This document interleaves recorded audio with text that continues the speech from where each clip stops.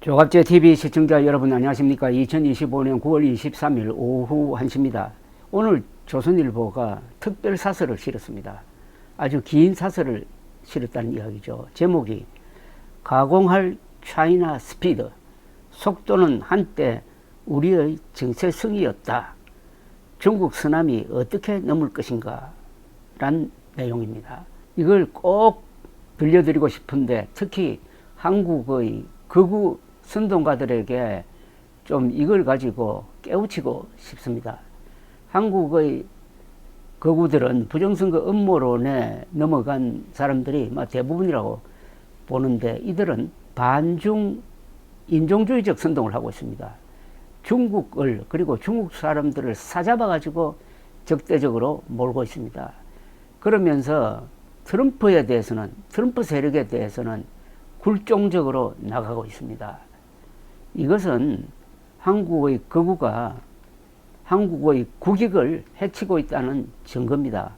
중국은 우리와 이웃한 나라입니다. 세계에서 가장 인구가 많은 나라입니다. 최근에는 인도에 약간 밀리고 있습니다만, 그리고 세계에서 가장 잘 나가는 나라입니다. 세계에서 가장 잘 나가는 나라와 척을 진다? 그것도 선동을 해가지고 중국과 중국 사람과 중국 역사 전체를 미워하도록 선동하는 사람들은 바로 한국 극우의 하나의 공통된 생리가 되어 있습니다. 중국이 잘 나가면 우리도 잘 나가는 겁니다. 잘 나가는 이웃을 두어야지 잘못 나가는 이웃을 두었을 때 무슨 일이 벌어졌습니까? 1950년 모택동의 중공군이 한국전에 개입을 해가지고 북진 통일을 좌절시켰습니다.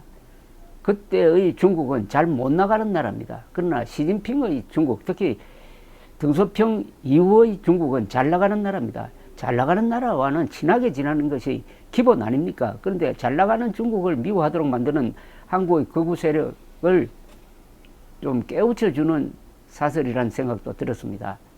이 사설은 중국의 현 실력을 아주 객관적으로 실감 있게 전달하고 있습니다.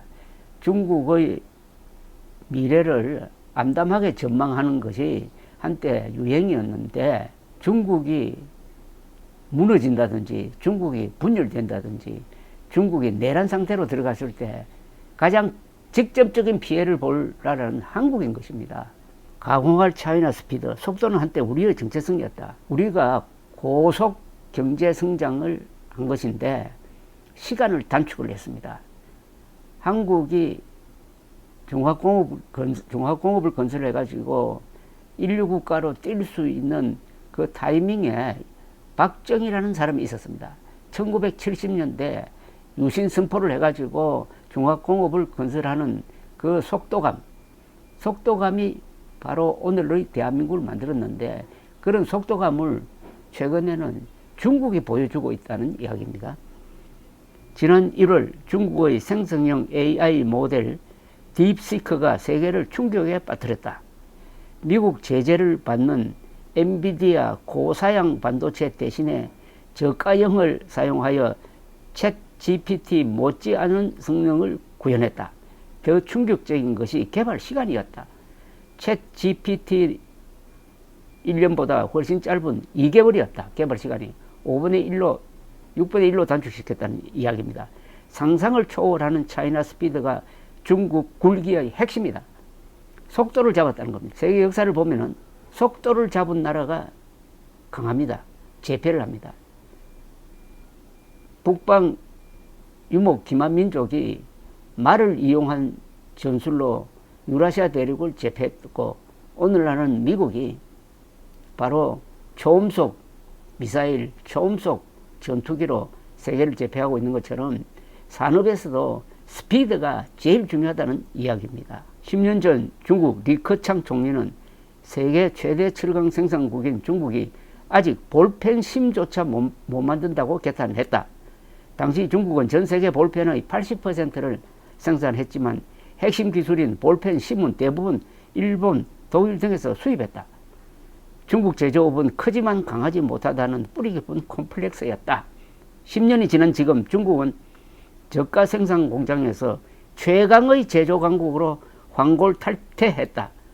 로봇, 조선, 전기차, 배터리, 우주항공 등 10대 전략 산업을 육성하는 중국 제조 2025 국가 전략의 결과다. 전 세계 산업용 로봇의 절반을 중국이 생산하고 있고 우리는 명함도 못 내미는 우주항공 분야에서 무인 우주 정거장 독자 운영과 달 뒷면 세계 최초 착륙이라는 성과를 냈다.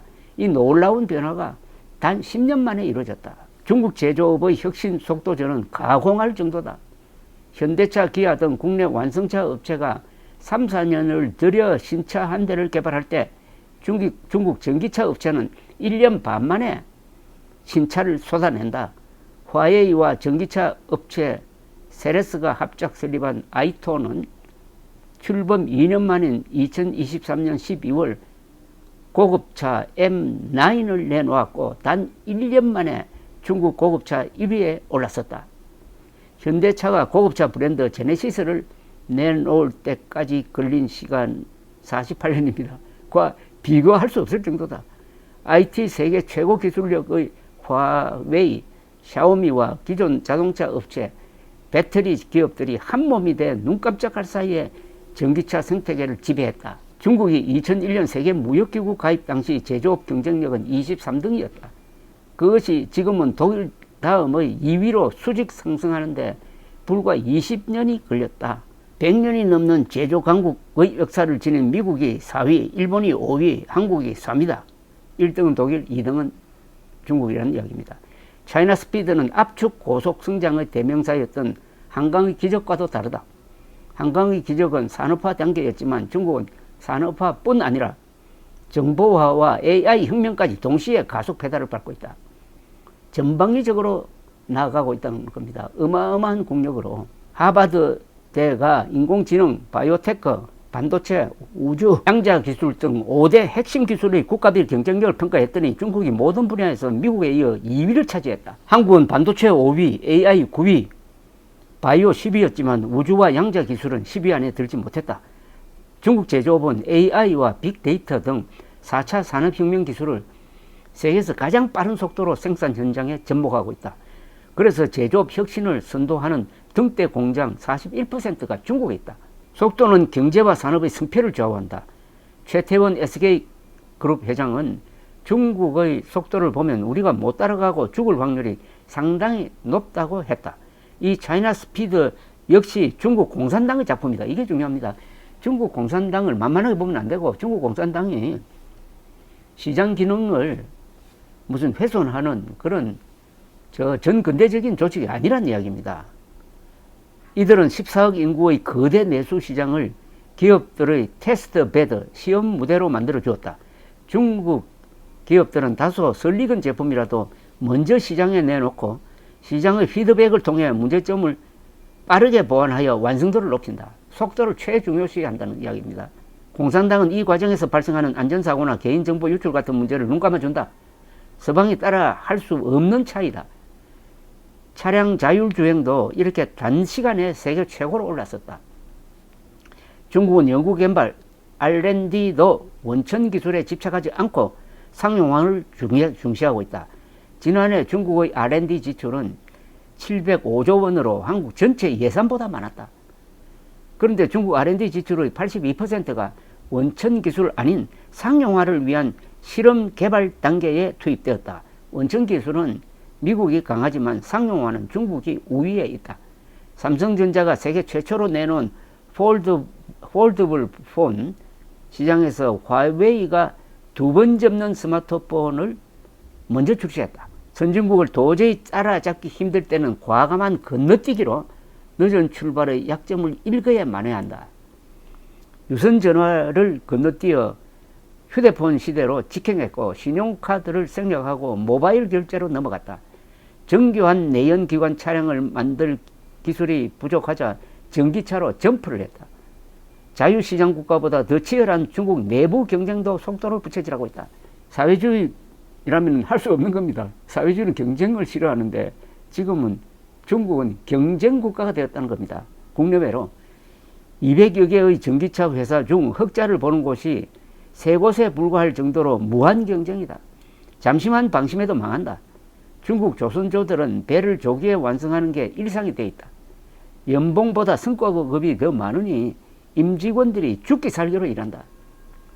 매년 40만 명의 최상위 인재가 이공계로 지나가고 엔지니어들의 연봉이 의사보다 많은 사회적 보장 체계가 속도전의 윤활유 역할을 하고 있다. 엔지니어들의 연봉이 의사들보다 많답니다.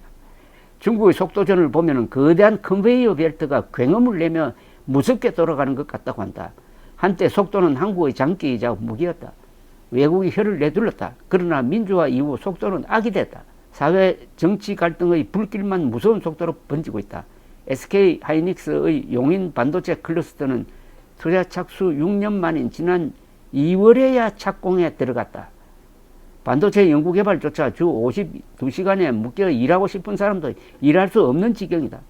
정권마다 전봇대 규제, 대못 규제, 거미줄 규제 등 규제 혁파에 나서겠다고 했지만 성과를 낸 적이 없다. 정치권이 진영 논리에 빠져 갈등과 분야를 조정했기 때문이다. 주 52시간제, 노란봉투법 같은 수많은 기업 규제는 필연적으로 속도 저하로 이어진다.